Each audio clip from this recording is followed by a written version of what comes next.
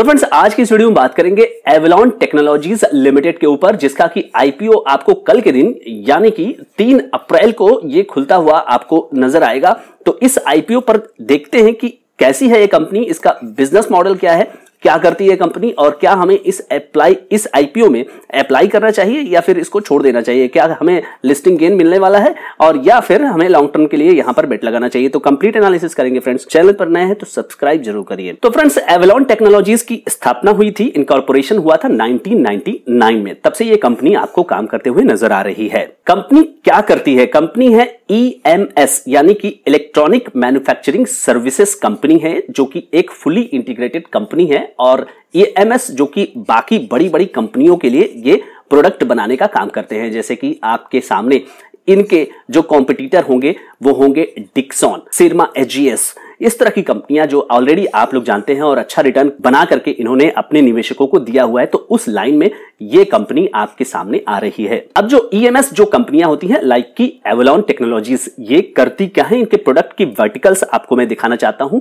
PCB design assembly, cable assembly and wire harness, sheet metal fabrication and machining, magnetics, injection model, moulded, injection moulded plastic, end to end box build of electronic system. तो overall जो भी कंपनियां electronic systems में हैं, चाहे आप सरकारी company railway की बात कर लें या फिर आप भेल की बात करें या गेल की बात कर रहे हैं, तो इन सब कंपनियों को छोटे छोटे पार्ट्स और अच्छे खासे जो की पार्ट्स होते हैं वो सारी चीजें जो है यहां पर सप्लाई करने का काम ये कंपनी करती है। देखिए ये कंपनी जो काम कर रही है वो कुछ ग्लोबल ओरिजिनल इक्विपमेंट मैन्युफैक्चरर, जो बड़ी बड़ी कंपनियां आप जिनको देखते हैं मार्केट में, उनको और साथ साथ जो भारत में है कंपनियां उनको भी ये सर्व कर रही है। तो जो इस कंपनी का कारोबार है अगर आप देखें तो चाइना, नीदरलैंड, यूनाइटेड स्टेट्स और जापान सब जगह ये फैला हुआ है और वहां से कंपनी अपने सेल को जनरेट कर रही है। अब अगर बात करें कंपनी की मैन्युफैक्चरिंग यूनिट की, कंपनी क्योंकि ऑल ओवर द वर्ल्ड यहां पर सर्व करते हुए नजर आ रही है, तो इसकी मैन्युफैक्चरिंग फैसिलिटी आपको यूएसए जॉर्जिया में और अटलांटा में एक आपको मैन्युफैक्चरिंग प्लांट है, फोरमोंट कैलिफोर्निया में एक प्लांट है, चेन्नई में यानी कि भारत में, यहां तमिलनाडु में आपको 7 प्लांट है और कांचीपुरम तमिलनाडु जो कि चेन्नई के पास ही है, आपको वहां पर 1 प्लांट नजर आ रहा है और बेंगलुरु में जो है वो 2 प्लांट यहां पर है। तो 7, 8, 9, 10 और 2 टोटल जो है यहां पर 12 प्लांट यहां पर इस कंपनी के पास है। फ्रेंड्स बिजनेस मॉडल को हमने समझ लिया, अब देख लेते हैं कुछ फाइनेंशियल को। अर्निंग पर शेयर, कंपनी का साल 2019-20 में अर्निंग पर शेयर ₹2.21 था, जो कि ₹4 पार हो गया 2021 में और आप देख सकते हैं कि ये बाउंस करके ₹11 हो गया 2021-22 में। मतलब ₹2 की चीज आपको यहां पे 5 टाइम्स हो गई 3 साल के अंदर। तो ये काफी कंसिडरेबल परफॉर्मेंस करने के बाद कंपनी ने सोच विचार करके यहां पर आईपीओ के बाजार में कदम रखने का फैसला लिया, आप देख सकते हैं। रिटर्न ऑन नेटवर्थ की बात करें, साल 2019-20 में कंपनी का जो रिटर्न ऑन नेटवर्थ 25.19%, साल 2020-21 में 40% के भी ऊपर और 21-22 में सीधे ये हो जाता है 85%। 25% से सीधे 85%, ये भी काफी ज्यादा अच्छा यहां पर कहा जाएगा फ्रेंड्स। अब फ्रेंड्स अगर बात करें टोटल एसेट्स की, तो टोटल एसेट्स कंपनी का साल 2019-20 में 449 करोड़ 65 लाख, जो कि बढ़कर के 512 करोड़ 48 लाख साल 2021-21 में हो जाता है और 21-22 में 587 करोड़ 96 लाख। यानी कि कंपनी के एसेट्स जो है वो कंसिडरेबली बढ़ रहे हैं, धीरे धीरे स्टेबल तरीके से वो आपको ऊपर जाते हुए दिखाई दे रहे हैं। अब फ्रेंड्स बात करते हैं सबसे क्रिटिकल चीज की, यानी कि सेल्स के ऊपर कंपनी का परफॉर्मेंस क्या है। रेवेन्यू देखिए, साल 2019-20 में 653 करोड़ 15 लाख, साल 2020-21 में 695 करोड़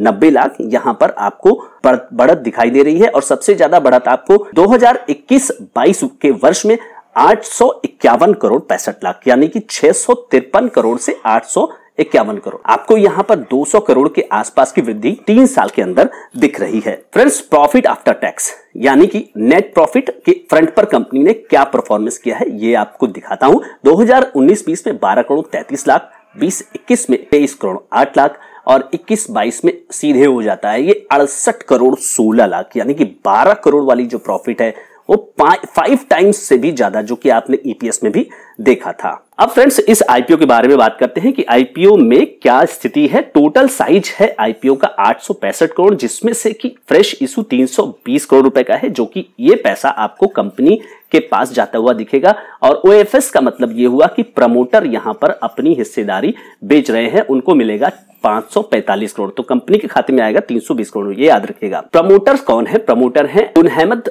बीचा, भास्कर श्रीनिवास, ये दोनों लोग अपने जो शेयर्स हैं, इसके अलावा प्रमोटर ग्रुप भी हैं जो कि बेच रहे हैं, लेकिन आपको मुख्य रूप से प्रमोटर्स ये दो मिलेंगे जो ये आपको बेचते हुए नजर आ रहे हैं। पैसे का इस्तेमाल जो 320 करोड़ रुपए कंपनी के पास आ रहा है, उसका इस्तेमाल जो है वो होगा portion for certain outstanding borrowing जो कंपनी की है, जो कंपनी की सब्सिडियरी है Avalon technology services limited private limited, उसका यहां पर पेमेंट करने के लिए प्रयोग होगा, और साथ ही साथ वर्किंग कैपिटल एक्सपेंडिचर के लिए होगा, और जनरल कॉर्पोरेट पर्पस के लिए तो खैर होगा ही। आईपीओ जो खुल रहा है फ्रेंड्स वो 3 तारीख को यानी कि कल के डेट में खुलता हुआ नजर आएगा, और क्लोजिंग डेट इसकी है 6 अप्रैल। तो ये दोनों डेट आप याद रखें फ्रेंड्स। फेस वैल्यू जो है वो ₹2 है, और 415 से 436 यहां पर ये प्राइस बैंड है जिसमें कि आपको ये आईपीओ मिलता हुआ नजर आएगा। अब मिनिमम जो आप एक लॉट के लिए रिटेल कैटेगरी में 34 शेयरों के लिए 14,824 रुपए के लिए अप्लाई करेंगे, और मैक्सिमम जो है आपको 13 लॉट के लिए रिटेल कैटेगरी में 442 शेयरों के लिए 1,92,712 रुपए लगाने होंगे। अगर आप HNI कैटेगरी में आते हैं तो 14 लॉट के लिए 476 शेयरों के लिए 2,07,536 रुपए का एप्लीकेशन लगाना होगा, और अगर HNI कैटेगरी में ही मैक्सिमम 67 लॉट के लिए 2,278 शेयरों के लिए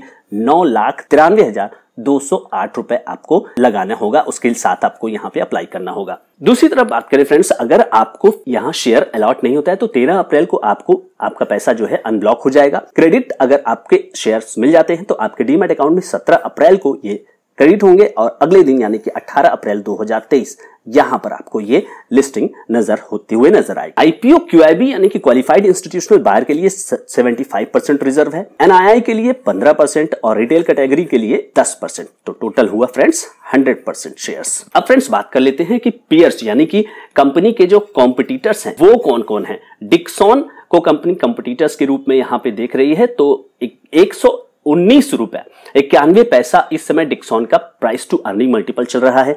अंबर इलेक्ट्रॉनिक्स जहां पर की इसका चल रहा है 73 रुपए 52 पैसे। कीन्स टेक्नोलॉजी जो हाल ही की लिस्टेड कंपनी है 137 के पीई पर अवेलेबल है, और सिरमा SGS 60 के पीई के ऊपर अवेलेबल ये कंपनियां हैं, तो अच्छे खासे पीई मल्टीपल पर यहां पे कंपनियां ट्रेड कर रही हैं। तो इस कंपनी का पीई देख लेते हैं फ्रेंड्स। अब अगर इस कंपनी के अपर प्राइस बैंड से ईपीएस को लास्ट ईपीएस से बात की जाए 21-22 के, तो यहां पे कंपनी का जो प्राइस टू अर्निंग रेशियो है वो आता है 55, यानी कि सिरमा SGS के 60 के मुकाबले यहां पर ये 5 रुपए सस्ता है। तो फ्रेंड्स क्या करें और क्या ना करें, अगर आपको क्या करे और क्या ना करे जानना है, और अगर आप इस चैनल पर नए हैं तो सबसे पहला काम आप ये करिए कि इस चैनल को सब्सक्राइब जरूर करें और बेल आइकन दबाना ना भूलिए। उसके बाद मैं आपको जरूर यहां बताता हूं कि क्या करें और क्या ना करें। चलिए, तो क्या करने में सबसे पहला तो आपको ये जानना होगा कि आप लिस्टिंग गेन करने वाले हैं या नहीं करने वाले हैं। देखिए, लिस्टिंग गेन पूरी तरह से डिपेंड करता है कि स्टॉक की जो है डिमांड और सप्लाई में क्या आपको दिख रहा है, यानी कि डिमांड क्या है। तो अभी फिलहाल फ्रेंड्स थोड़ा सा अगर आप लिस्टिंग गेन के लिए जा रहे हैं तो थोड़ा होल्ड करिए, 1-2 दिन का आप डिमांड देखिए। जीएमपी भी आपको देख लेना चाहिए। अभी फिलहाल जीएमपी में कुछ ज्यादा आपको यहां अपसाइड नजर नहीं आ रही है, तो 1-2 दिन देखिए किस तरह से यहां पर शेयर की डिमांड होती है, उसके हिसाब से आप अप्लाई करिए। दूसरी बात फ्रेंड्स, लॉन्ग टर्म के लिए क्या इस स्टॉक में अप्लाई करना चाहिए। फ्रेंड्स, ये जो बिजनेस है EMS का यानी कि इलेक्ट्रॉनिक मैन्युफैक्चरिंग सर्विसेज का, ये काफी ज्यादा कॉम्पिटिटिव बिजनेस है, और कॉम्पिटिटिव बिजनेस के अंदर यहां पर जो मार्जिन का प्रेशर होता है वो काफी ज्यादा है। ऑलरेडी प्लेयर्स आपको यहां पर दिख रहे हैं कि कौन कौन से प्लेयर्स जो है काम कर रहे हैं। डिपेंड करेगा कि आगे के समय में आप कितने कॉम्पिटिटिवनेस के साथ जो है वो प्रोडक्ट दे सकते हो। तो अगर कंपनी के लास्ट 3 इयर्स की बात की जाए तो कंपनी ने लास्ट 3 इयर्स का जो डेटा हम लोग पास होता है उस हिसाब से तो अच्छा परफॉर्मेंस किया हुआ है। हमें अगर लॉन्ग टर्म के लिए यहां पे रुकना है तो कुछ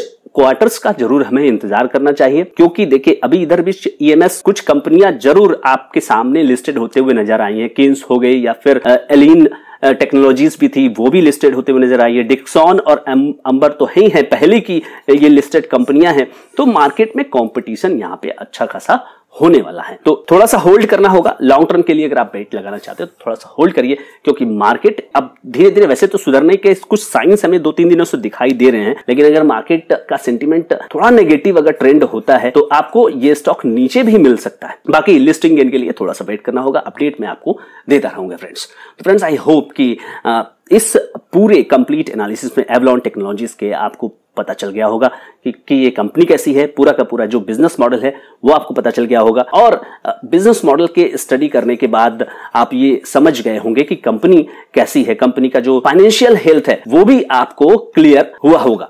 तो फाइनेंशियल हेल्थ और सारी चीजें, इसमें कोई दिक्कत नहीं है कंपनी के अंदर। बाकी आप कोई भी एक्शन लीजिए उसके पहले आप अपने फाइनेंशियल जो एडवाइजर हैं उनसे जरूर संपर्क करिए फ्रेंड्स। ये जो वीडियो है केवल और केवल एक एजुकेशन पर्पस से मैंने बनाया है। Thank you so much friends.